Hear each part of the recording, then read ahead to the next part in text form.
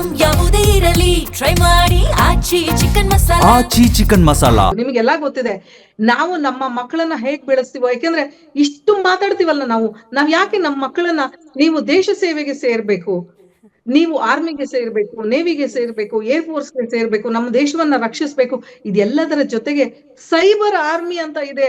ನಮ್ಮ ದೇಶವನ್ನ ಈ ಸೈಬರ್ ಆರ್ಮಿ ಮೂಲಕ ಸೈಬರ್ ಸುರಕ್ಷತೆಯನ್ನ ನಾವು ಮಾಡ್ಬೇಕು ಅಂತ ನಾವ್ ಯಾಕೆ ಮಕ್ಕಳಿಗೆ ಹೇಳ್ಕೊಡ್ತಾ ಇಲ್ಲ? ಇದೆಲ್ಲದ್ರ ಬಗ್ಗೆ ಯೋಚನೆ ಮಾಡ್ಬೇಕಲ್ವಾ?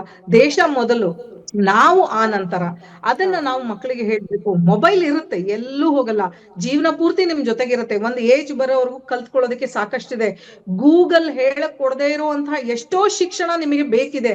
ಆ ಶಿಕ್ಷಣ ಎಲ್ಲಿಂದ ಸಿಗುತ್ತೆ ಅಂದ್ರೆ, ನೀವು ತಾತನಿಂದ ಅಜ್ಜಿಯಿಂದ ಕತೆ ಯಾವಾಗ ಕೇಳ್ಬೇಕು, ಅದು ಬಹಳ ಮುಖ್ಯ ಅಲ್ವಾ? ಇವತ್ತು ತಾತ ಅಜ್ಜಿ ಹಪ್ಪಿಸ್ತಿರ್ತಾರೆ, ಅಯ್ಯೋ ನನ್ ಮೊಮ್ಮಕ್ಕಳ ಜೊತೆ ನಾನ್ ಮಾತಾಡ್ಬೇಕು, ಅವ್ರ ಜೊತೆ ಕೂತ್ಕೋಬೇಕು ಅಂತ.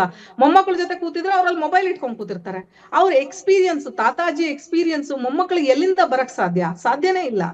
ಸೊ ಇದೆಲ್ಲವೂ ಸರಿ ಆಗ್ಬೇಕಂದ್ರೆ ಮೊಬೈಲ್ ಅನ್ನ ಕಂಟ್ರೋಲ್ ಮಾಡ್ಬೇಕು. ಇಂಟರ್ನೆಟ್ ಅನ್ನ ಲಿಮಿಟೆಡ್ ಆಗಿ ಕೊಡಿ, ಪೂರ್ತಿಯಾಗಿ ಕೊಡ್ಬೇಡಿ ಅಂತ ಹೇಳ್ತೀನಿ. ಲಿಮಿಟೆಡ್ ಆಗಿ ಕೊಡಿ ಮಕ್ಕಳಿಗೆ, ಆದ್ರೆ ಜೊತೆ ಕೂತ್ಕೊಂಡು ಹೇಳ್ಕೊಡಿ. ಏನ್ ಕೊಡ್ಬೇಕು, ಏನ್ ಕೊಡಬಾರ್ದು, ಯಾತಕ್ ಒಳ್ಳೇದು, ಯಾತಕ್ ಕೆಟ್ಟದ್ದು, ಇದೆಲ್ಲವೂ ಹೇಳ್ಕೊಡ್ತಾ ಹೋದ್ರೆ ದೇಶವನ್ನ ನಾವು ಸುಭದ್ರವಾಗಿ ಇಟ್ಕೊಳ್ಬಹುದು, ಸುರಕ್ಷಿತವಾಗಿ ಇಟ್ಕೋಬಹುದು. ಹಾಗೆ ಸರಿಯಾದ ದಾರಿಯಲ್ಲಿ ನಡೆಸೋದಕ್ಕೂ ಸಾಧ್ಯ ಇದೆ.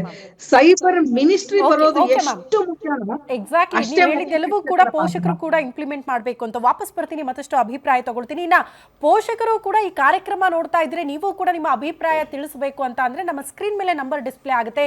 ಆ ನಂಬರ್ಗೆ ನೀವು ಕರೆ ಮಾಡಿದ್ರೆ ನಿಮ್ಮ ಒಪಿನಿಯನ್ ಅನ್ನ ಕೂಡ ನಾವು ಪಡೆದುಕೊಳ್ತೀವಿ. ಇದ್ರ ಬಗ್ಗೆ ಚರ್ಚೆ ಮಾಡೋಣ ಅಂತ ಹೇಳ್ತಾ ನೇರವಾಗಿ ಯೋಗಾನಂದ್ ಸರ್ ಹತ್ರ ಹೋಗ್ಬಿಡ್ತೀನಿ. ಶುಭಮಂಗಳ ಮೇಡಮ್ ಇಷ್ಟೊತ್ತು ಪೀಠಿಕೆ ಹಾಕಿದ್ರು, ಮನೆಯೇ ಮೊದಲ ಪಾಠ ಶಾಲೆ ಅಂತ ಹೇಳ್ತೀವಿ ಮಕ್ಕಳಿಗೆ, ಅದು ತಪ್ಪಲ್ಲ ಅಂತ ಅವ್ರು ಅದನ್ನೇ ಹೇಳ್ತಿದ್ದಾರೆ. ಈಗ ಸ್ಕೂಲಲ್ಲಿ ಬ್ಯಾನ್ ಮಾಡ್ತೀರಾ, ಹೊರಗಡೆ ಬ್ಯಾನ್ ಮಾಡ್ತೀರಾ, ಅದನ್ನ ಮಾನಿಟರ್ ಮಾಡೋದಕ್ಕೆ ಶಿಕ್ಷಕರು ಇರ್ತಾರೆ, ಕಾಲೇಜು ಆಡಳಿತ ಮಂಡಳಿ ಇರುತ್ತೆ ಅಂದ್ರೂ ಕೂಡ ಮನೆಯಲ್ಲಿ ಏನ್ ಮಾಡ್ತೀರಾ ಅದನ್ನ ಯಾರು ಮಾನಿಟರ್ ಮಾಡಬೇಕು? ಒನ್ಸ್ ಅಗೇನ್ ಪೇರೆಂಟ್ಸೇ ಮಾಡಬೇಕು. ಅಯ್ಯೋ ಅಲ್ಲಿ ಯೂಸ್ ಮಾಡಿಲ್ಲ ಬಿಡು, ನನ್ನ ಮಗ ಇಲ್ಲಾದ್ರೂ ನೋಡ್ಲಿ ಅಂತ ತಾಯಿ ಕರುಳು ಅಂತಾರಲ್ಲ, ವಿಶಾಲ ಹೃದಯ. ಮಕ್ಕಳು ಅಳ್ತಾ ಇದೆ, ಹಠ ಮಾಡ್ತಾ ಇದೆ ಅಂದ್ರೆ ಕೊಟ್ಬಿಡ್ತೀವಿ ನಾವು, ಅಯ್ಯೋ ಸಮಾಧಾನ ಮಾಡೋಕ್ಕಾದ್ರು ಅಂತ. ಸೊ ಮಕ್ಕಳ ಪೇರೆಂಟ್ಸ್ ಜವಾಬ್ದಾರಿ ಕೂಡ ದೊಡ್ಡದಿದೆ ಅಂತ ಇದರಲ್ಲಿ. ಮೇಡಮ್, ಈಗ ಯಾವುದೇ ಒಂದು ಕಾನೂನನ್ನು ತರಬೇಕು ಅಂದರೆ, ಒಳ್ಳೇದಾಗಬೇಕು ಅಂದರೆ ಓವರ್ನೈಟ್ ಒಳಗಡೆ ಮಾಡಲಿಕ್ಕೆ ಆಗೋದಿಲ್ಲ. ಸೊ ಅದಕ್ಕೆ ವ್ಯಾಪಕವಾಗಿ ಚರ್ಚೆ ಆಗಬೇಕು, ಅಧ್ಯಯನಗಳಾಗಬೇಕು.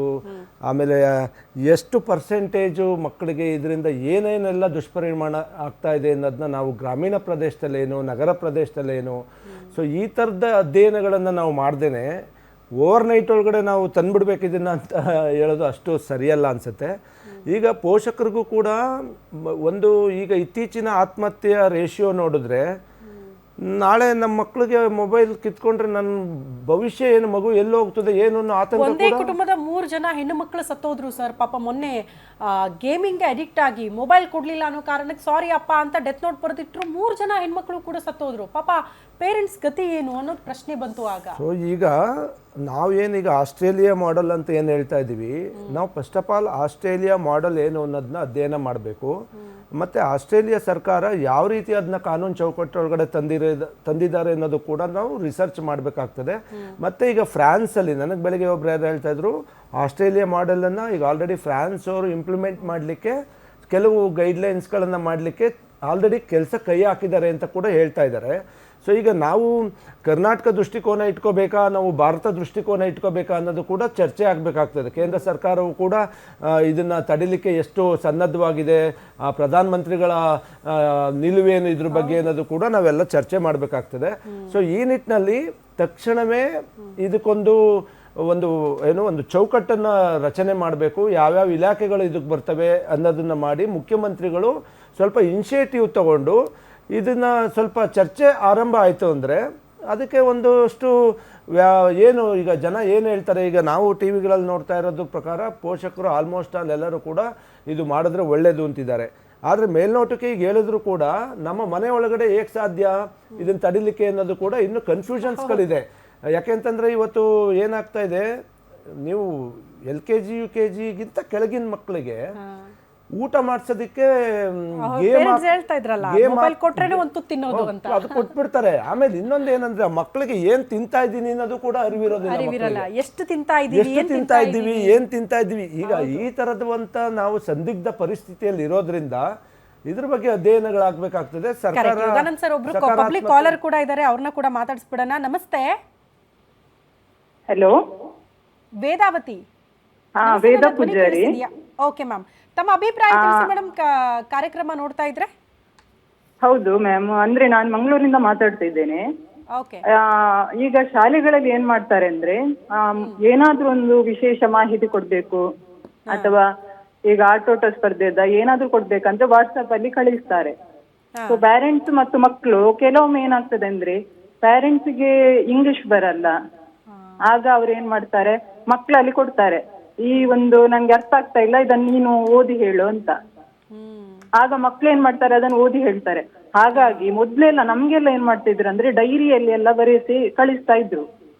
ಸೊ ಅಂತದೇ ಒಂದು ಪದ್ಧತಿಯನ್ನು ನಾವು ಈಗ ಶಾಲೆಗಳಲ್ಲಿ ಫಾಲೋ ಮಾಡಿದ್ರೆ ಅದು ಒಂದು ಒಳ್ಳೆ ಉತ್ತಮ ಒಂದು ಅಭಿಪ್ರಾಯ ಅಂತ ಹೇಳ್ತೇನೆ. ಯಾಕೆಂದ್ರೆ ವಾಟ್ಸಪ್ ಅಲ್ಲಿ ಕಳಿಸಿದ ಪ್ರತಿ ಒಂದು, ಯಾವುದು ನಿಮ್ಗೆ ಎಕ್ಸಾಮ್ ಇದೆ, ಮತ್ತೆ ಏನೆಲ್ಲ ನಿಮ್ಗೆ ಶಾಲೆಗಳಲ್ಲಿ ಕೊಡುವಂತ ಇನ್ಫಾರ್ಮೇಶನ್ ಇದೆ, ಅದೆಲ್ಲವನ್ನು ವಾಟ್ಸಪ್ ಅಲ್ಲಿ ಕಳಿಸ್ತಾರೆ.